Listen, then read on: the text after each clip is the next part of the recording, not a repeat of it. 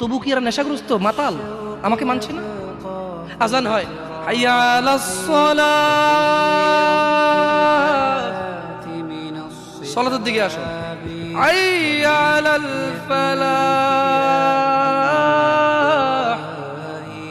কামিয়াবির দিকে আসো, আল্লাহু আকবার আল্লাহু আকবার, আল্লাহ বড়। ওই টেলিভিশন দেখে, আল্লাহ বলছে আল্লাহু আকবার, আল্লাহ বড়। ও ক্রিকেট খেলে, আল্লাহু আকবার, মুয়াজ্জিন ঘোষণা দেয় আল্লাহ বড়। সে বসে বসে গল্প গুজব করে, আল্লাহু আকবার, আল্লাহ বড়। অথচ মহিলা রান্না বান্না করে, আল্লাহু আকবার। রিক্সা ড্রাইভার রিক্সা চালায়, আল্লাহু আকবার, আল্লাহ বড়। প্যাসেঞ্জার তার রিক্সায় বসা থাকে, আল্লাহু আকবার। বাসের ড্রাইভার পেশাব পায়খানা ধরলে দাঁড়ায়, আল্লাহু আকবার শব্দে দাঁড়ায় না। সিএনজি ড্রাইভার পেশাব পায়খানা ধরলে দাঁড়ায়, আল্লাহু আকবার দাঁড়ায় না। আল্লাহ এটা বলতেছে যে কুল ফাআন্না তুসহারুন, তবু কি তোমরা মাতাল হয়ে থাকবা?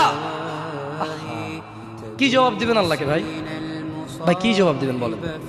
দাড়ি চেঁচে ফেলতেছেন, টাকুর নিচে কাপড় করতেছেন, এক ওয়াক্ত নামাজের ধার ধারতেছেন না, অন্যের মেয়েকে ফুসলিয়ে ফাসলিয়ে কোর্ট ম্যারেজ করে ফেলতেছেন, একটা পারিবারিক ফিতনা ফাসাদের মধ্যে জড়িয়ে যাচ্ছেন, একটা সামাজিক ফিতনা ফাসাদের মধ্যে জড়িয়ে যাচ্ছেন।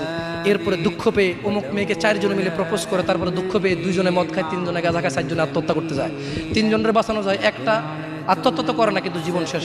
পরীক্ষার সময় পড়েনি, ক্লাসের সময় ক্লাসে যায়নি, মাদ্রাসার সময় মাদ্রাসা যায়নি, সলাতের সময় মসজিদে আসেনি, এভাবে তার জীবন যৌবন সব শেষ করে দেয়। আল্লাহ এই জন্য বলছে ফাআন্না তুসহারুন, ও নবী এদেরকে বলেন তবু কি তোমরা মাতাল থাকবা?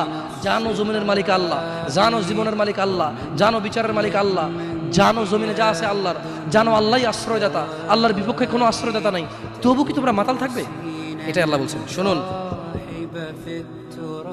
যুবক, তোমাকে বলি, চাচা আপনাকেও বলি, হোক সেটা আল্লাহর নবীর নামে গান, বাদ্যযন্ত্র হারাম। বাদ্যযন্ত্র কি হারাম? একটু মনোযোগ দিয়ে শুনবেন, বলে কথা শেষ করে চলে যাবেন ইনশাআল্লাহ। ইয়া শাবাব, আহলুল মুনাফিকদের ফাঁদে পা দিও না।